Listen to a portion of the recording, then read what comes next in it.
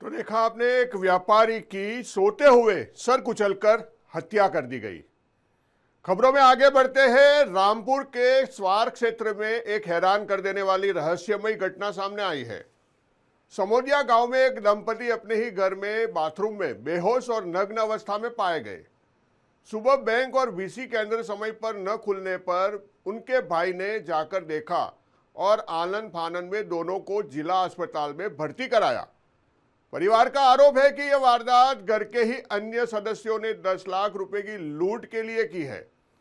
स्वार कोतवाली पुलिस फिलहाल गैस से बेहोशी की संभावना पर जांच कर रही है, लेकिन असली सच का खुलासा तो जांच पूरी होने के बाद ही संभव होगा।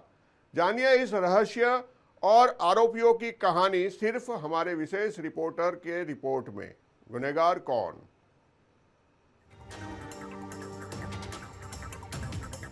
सुबह का वक्त, दरवाजा बंद, घर के अंदर सन्नाटा और बाथरूम में मिला एक ऐसा मंजर जिसे देखकर पूरा परिवार चीख पड़ा।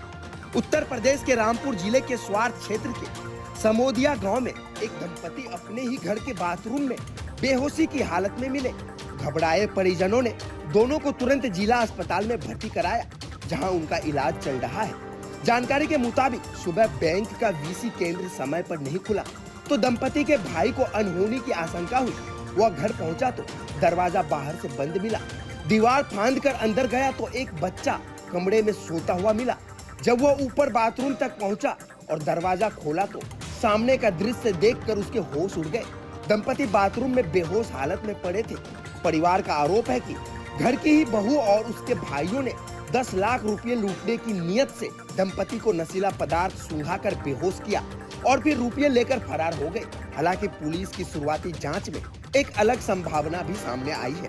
पुलिस का कहना है कि गीजर से गैस फैलने के कारण दंपति बेहोश हुए हो सकते हैं। असली वजह क्या है यह जांच के बाद ही साफ हो सकेगा।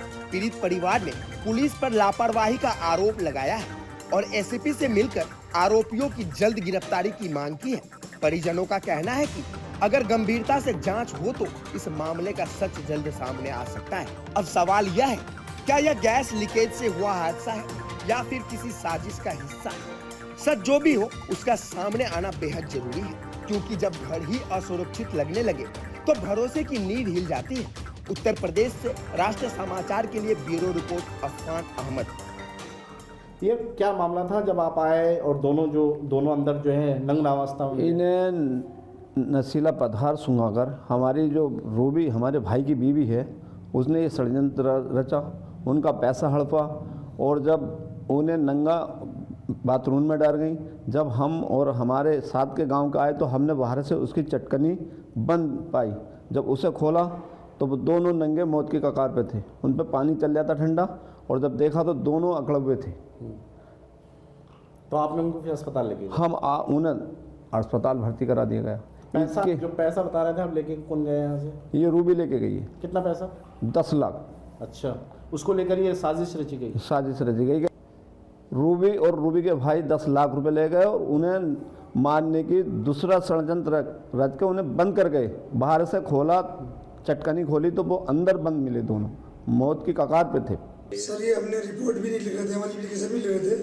वो एप्लीकेशन लिखी, रबट लिखी तो उसकी जांच नहीं करे, मुलजिमों को नहीं पकड़ ली। मुलजिम खुले घूम रहे हैं और उनकी कुछ भी इस पर कार्रवाई नहीं हुई सर। ठीक है, पुलिस इस पर कुछ भी संज्ञान नहीं ले रही। बोलते कि हम देख रहे हैं बोलते, बात भी नहीं करी पुलिस। क्या साजिश रची गई थी? ये पुलिस वाले सब एकदम कुछ भी नहीं बोल रहे हैं। साजिश में बहुत बड़ी साजिश है। तो इन लोगों ने कुछ भी गंभीरता से नहीं लिया और इनके सामने मुलजिम घूम रहे हैं, उन्हें गिरफ्तार नहीं नमजद रबट सर।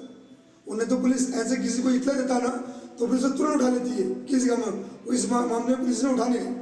मेरे भाई ने इनकी चटनी खोली, इन्हें जिला अस्पताल लेके गए। ये मारने की साजिश थी। ये डॉक्टर लोगों ने बोला कि इन्हें नशा सुंघाया गया। नशा जो है रिपोर्ट में आता नहीं है, ये नशा बाहर का है। ये साजिश रची गई है। इसमें उनके 10-12 लाख रुपए के लमसम ले गए लूट के बैंक से। वो डीसी कौन चलाती है ये सभी को मालूम है, बड़ौदा बैंक का। कप्तान साहब से और एफसी साहब से गुजारिश है कि इसकी जल्द से जल्द कार्रवाई करें। हमें इसकी जांच चाहिए सर।